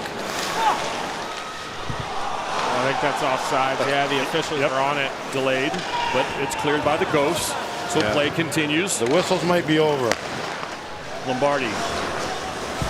As Brindamore forechecks on Faber. Faber, nice play to Chesley calmly, and they have an easy breakout now. But stopped in the neutral zone. That's what Quinnipiac wants. If you enter your own zone, we're right there to try to get the puck, get it back in. Here they come! Oh, another stick play. Faber again. One-timer. Saved by Close with the right pad. Lifted right in the middle of things. The poise to drag it through the front of the net. Hold on to your hats, boys. That's what the Gophers are doing. The Bobcats are coming. Icing on the Gophers again, so another offensive zone faceoff. Rand Pecknold to get the players he wants on the ice. Well, we've been talking about how hard it is to get to the puck, to the net with all the traffic in front. Look at that, 1-2, being chased from behind. Stick lifted up instead of getting a prime A1 scoring chance. Puck goes harmlessly into the corner, but just guys giving everything they got to make this thing happen. Bob Motzko wants to give his guys a break. That's a smart The right timeout. guys. The right guys. That's a smart time to use your timeout. It's been a long shift for the Gophers. 6 minutes, 43 seconds remaining. Not sure when you're up what you'd be hanging on to it for. They're not drawing anything up right now on the Minnesota bench. I think this was all about getting a little bit of rest. And Jackson Lacombe, he's going to stay out on the ice. Number 2 for the Gophers, Barry, the second-round pick for Anaheim. He's been phenomenal tonight. Ooh. Well, look at that play right there. That's winning and losing. They're going to look at this game, if it's changed tomorrow, and say, well, that was the save that made the game ours. It was an unbelievable battle right here. Just excellent job by everybody in front of that net. Everybody's giving up their body. Again, there's only 6 minutes left. Don't save it for nothing. Again, Minnesota looking for their 6th national championship, first in 20 years. Quinnipiac, their 3rd try, 2nd here in Tampa, looking for their 1st. The first appearance changed the university's trajectory, not just the hockey trajectory, but the admissions skyrocketed. Again, 2016 to the title game. And Rand Pecknold's wife, Nikki, pretty calm right now. Things have looked good so far for their team, but they're still down 1. You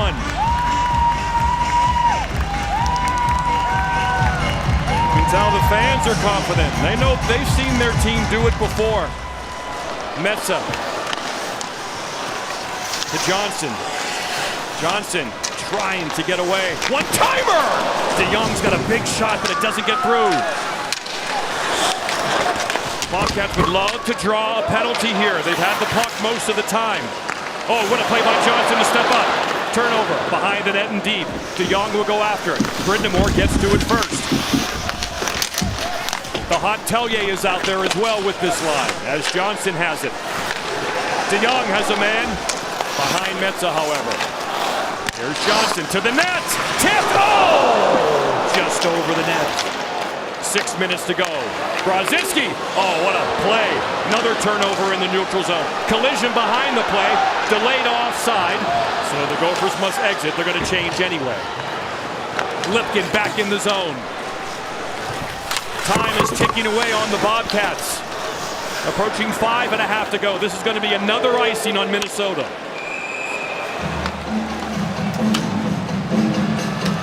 Brock Faber just looked over at Ryan Johnson and said, we'll take the icings right now. That's okay. And the Gopher defense continues to make the big plays. Lacombe with another block for his squad. Face-off, Quillen, grab to the middle. Loses control, now goes down to defenseman Lee, who floats down. He's erased by Johnson.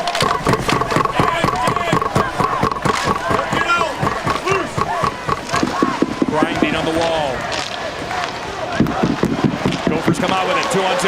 Here comes Knives. Shot saved by Peretz. Rastinen. Quillen. Taken by Knives. Has it open in front. Coley! Can't control the puck as he whacks away. Oh, we'll get a stick up high. Lipkin knocks him down. No, yes, there's a penalty coming up. Delayed penalty. Quinnipiac will get a power play, but first they'll try to tie the game. Graf, whistle blows. Bobcat power play with 4:52 to go. Gopher fans don't like it. Well, what's interesting on this one, Butchie, is the referee, who is closer, actually rolled his hands and said, it's going to be both of you if anybody goes. And then the official, a couple zones away, was the one who put his arm up for the high stick. And first it was the opportunity for Minnesota, the save, and then the penalty. We are going to see a power play late in this national championship game.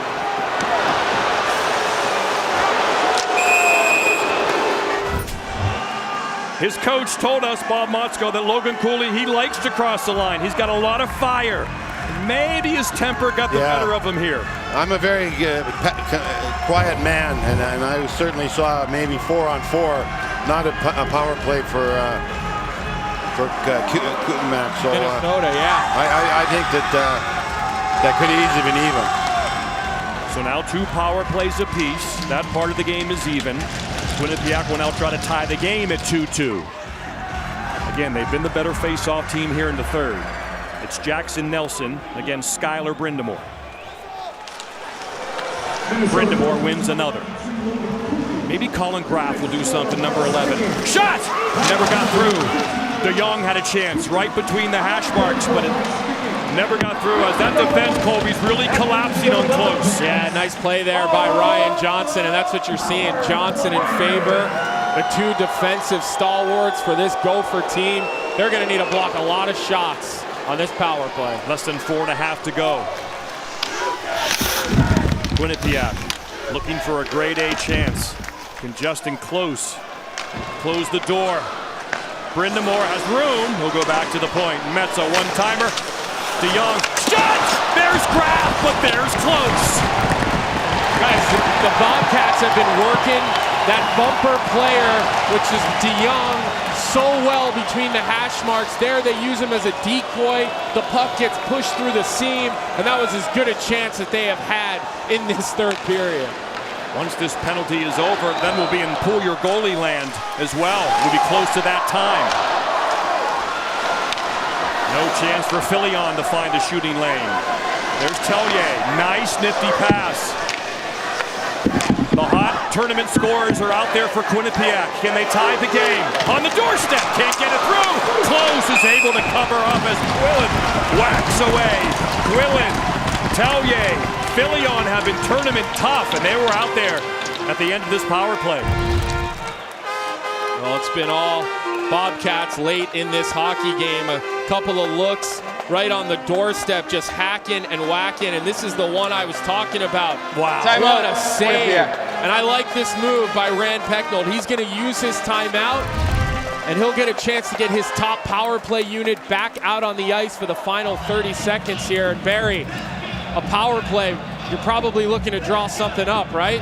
Well, I'm sure they've got 3 or 4 plays that they would use. You know, if it's a draw, you got to win the draw before you can set up a play. So I think they do have plays in their back pocket, little trick plays, little gimmicky plays. But the bottom line is you still got to win a battle and get a loose puck and go to the front of the net. Nothing's going to come easy no matter how many plays you have drawn up.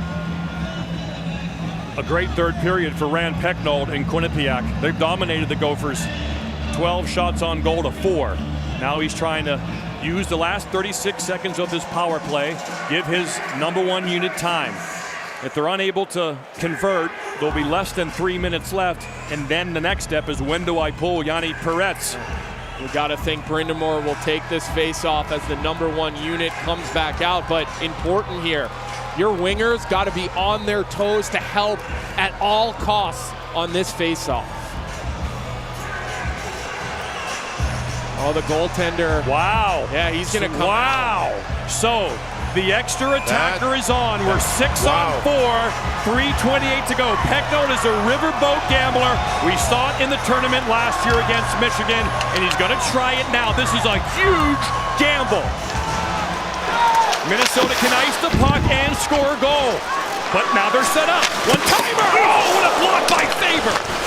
Graff throws it around the other side. Tellier between the legs to Lipkin. Johnson is there. He's strong along the boards. Johnson. Time ticking away.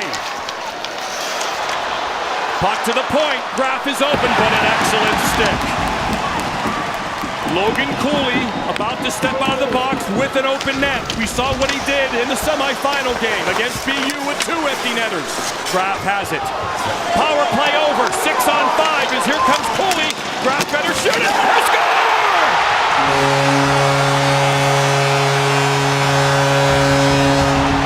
Graff does it. Game tie 2-2.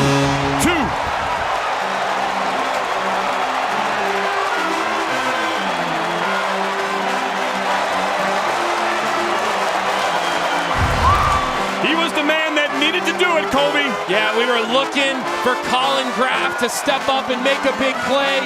Skylar Brindamore doing an incredible job on top of the crease, calling attention to himself, but at the end of the day, it's the simple shot, and look at the reaction from Rand Pecknold's wife, Nikki, a sigh of relief as we've got a tie ball game, 2:47. Wow, what a move. Back come the Gophers now. See if this gets them more aggressive to win the game in regulation. They have the puck. They're set up. And here come the Bobcats now. 2-on-2 in a 2-2 game in the third. Friedman can't get by Kester. And now the Gophers back out there with the top line. Johnson, nice play to intercept it. Snuggerud. Into the zone now. Snuggerud. Shot is a ripper. And Peretz makes the save. Just over 2 to go. Yeah, Peretz hasn't seen a lot of shots in this third period. Good point, Colby. As Chesley gets it over to Snuggerud, and Coley will slap it in. So the goalie pulled goal by the Bobcats. That's a gutsy move, man. As the puck flies into the Quinnipiac bench. Colin Graff would be his 21st goal of the year. Yes. He shoots his right 5-hole. Let's see if Brindamore gets a piece. I don't think he did. Yep. He's over there. He's in the vicinity. The rebound. Did he get the rebound? No, Close was thinking about him, though. Watch him turn a little bit towards Brindamore. Kind of opens up the pad. Yeah. I'm not sure he touches it or not, but he absolutely calls attention to Faber and to Close and is a big part of that goal. 2-2. 1 minute, 40 seconds away from overtime. Unless the team can win it late. Rassinen wide on purpose. Nice play. Puck comes out to the slot.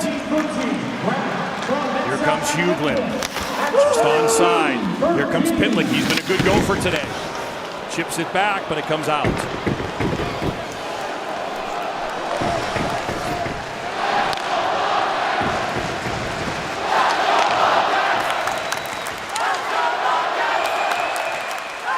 One minute, 13 seconds to go. The atmosphere in this building right now, the tension, the noise.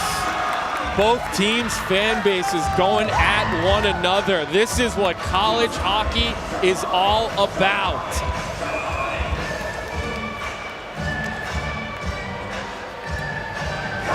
Face off at center ice with 73 seconds to go. Dominating third period by Quinnipiac has tied the game at 2. Tellier dumps it back in. The neutral zone is completely clogged right now. The Gophers can't get through. Bobcats are stepping up confidently.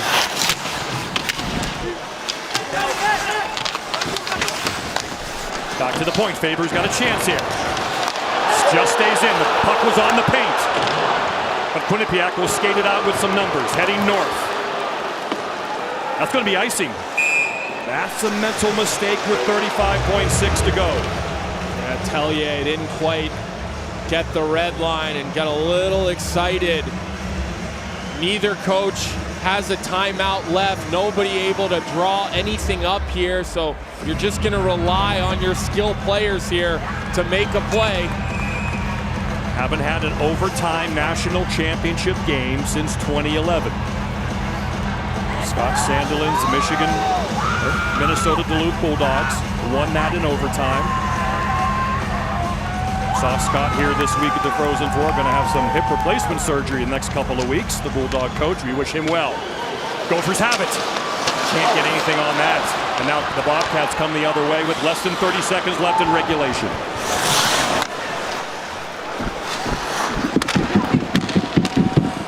Here comes Cooley. Of course, he'll be out there for the final little bit to try to create some offense. Got to be careful here late not to commit a penalty as Cooley barks at the officials. Lipkin throws it across, and Quillen will try to get it deep. That should at least keep the Bobcats free of any regulation loss. We're going to go to overtime. For the first time since 2011, the national championship will be decided in overtime.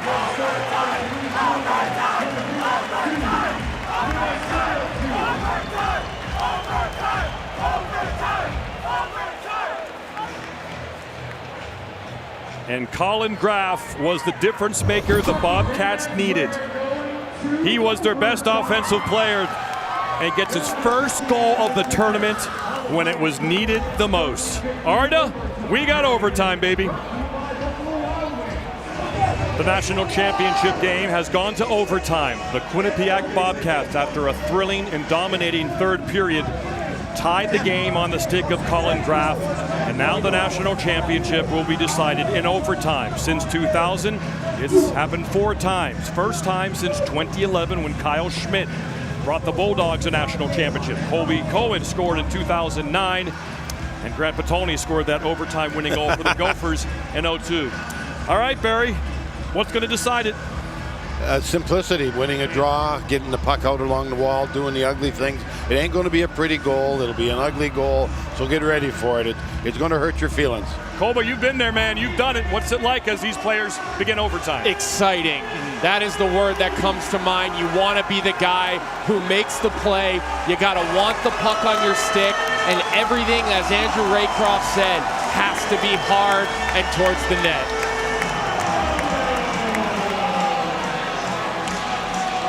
Briyesh Patel is the strength coach for the Quinnipiac Bobcats. They take pride in their fitness and how they train, and that was the difference in the third period.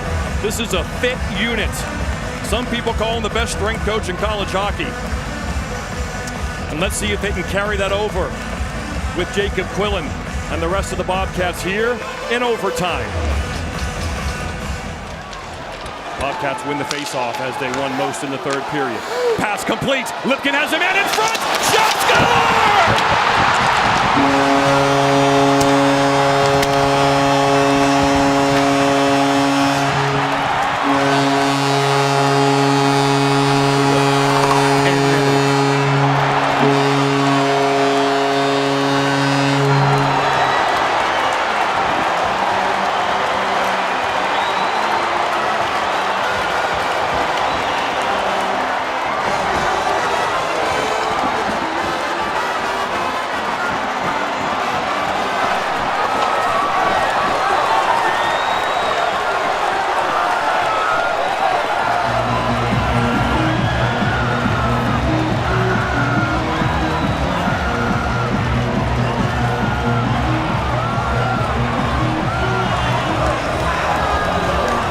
life-changing moment for Rand Pecknold, the Quinnipiac Bobcats. You see how emotional he is. Their first national championship in program history comes 10 seconds into overtime, and 2 of their best players make it happen. Complete devastation for the Golden Gophers.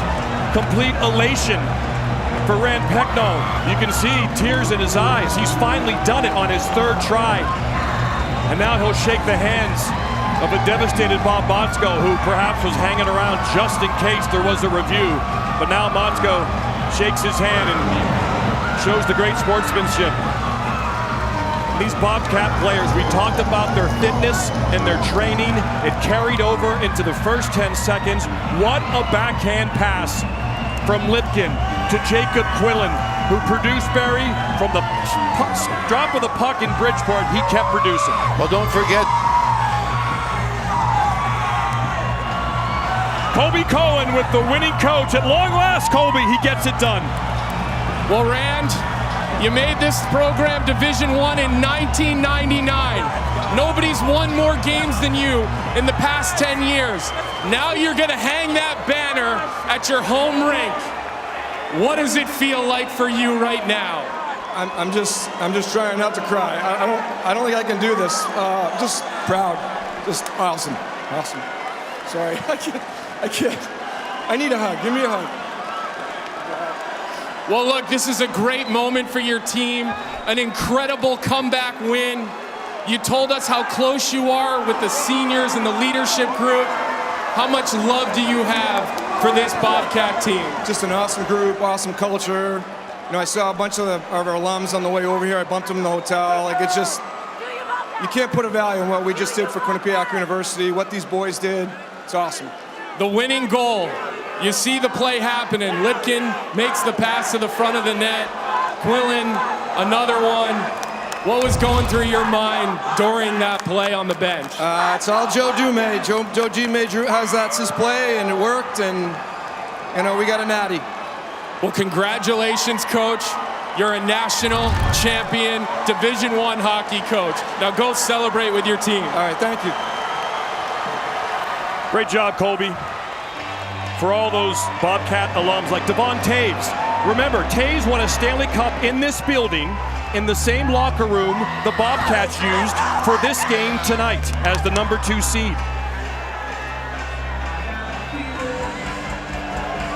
He mentioned Joe Dumais, the assistant coach. He's going to get a Division I head coaching job soon. Turned one down last year. It just wasn't the right choice for him. And Pecknold said Dumais has his play off a winning face-off to start a period from the center ice dot. And it was surgical, and that's the word you use with this Bobcat program. Again, stretch pass Barry to Lipkin, who put it on the tape of Quillen. And again, the goal was scored on that backdoor play that we've talked about 3 or 4 times in this game, that's how a goal was going to be scored. From one side of the rink to the other, he beats his man to the far post, goes in off the stick, and there's the tie game. So we were talking about that play all night, and here it comes back and scores the biggest goal in a lot of people's history. Brock Faber just devastated for the Gophers. The man who scored the goal, he'll never forget, Victoria, Jacob Quillen. Jacob Quillen, 10 seconds into OT. What was going through your head when you realized you scored the game-winning goal? I don't know. I just wanted to go back to our own end and Selly. We practiced that play 100 times this year, so I mean, thankful it worked out. What does it mean to bring home the first ever national championship to Quinnipiac University? It's a dream come true. I mean, these guys work so hard all year. We're so close. We're like a band of brothers. It feels awesome. Band of brothers who are now national champions. Go celebrate. Congratulations. Thank you. Guys. Good job, Victoria. Sam Lipkin has been an absolute gem for this program. One of the few younger players, just 20 years old, and what a backhand pass, tape to tape he made. Colby Cohen is with the assist leader. Sam, let's start with the goal. What a play. Was that planned all along? Did you see him coming down the slot? Yeah, no, that's a set play by us. We didn't win much face-offs, but we won that one clean, and that was a hell of a play right there. Let's go back to late in the third period. Your coach pulls the goalie. You guys are up on the power play. You're on the power play. What are you guys talking about in the huddle when that goaltender comes out with 3+ minutes to go? Yeah, I mean, obviously it's a lot of time, but it was just get pucks in net, pucks and bodies, and we were fortunate to get that one, so. Well, Sam, congratulations. You're a national champion. Go celebrate with your teammates. Go Bobcats! Mentioned Devon Taves, Connor Clifton, Sam Annis. You know they're all watching. They had their shot to win a national championship, but I'm sure they feel a part of it. They're still part of the program. They help buy the boys dinner while they're down here in Tampa. And for Hamden, Connecticut, and really the state of Connecticut, the little nutmeg state it's a sneaky hockey state. And really, for Connecticut sports fans, UConn just won their 5th national championship in program history, the men. And now the men of Quinnipiac, for the first time, will raise a national championship banner next fall in their beautiful arena in Hamden. For Colby Cohen, Victoria Arlen, and Barry Melrose, I'm John Butchergrass. What a privilege and honor to deliver to you the national championship game from Tampa. Next year we'll be in St. Paul, Minnesota. Congratulations, Quinnipiac, national champions for 2023.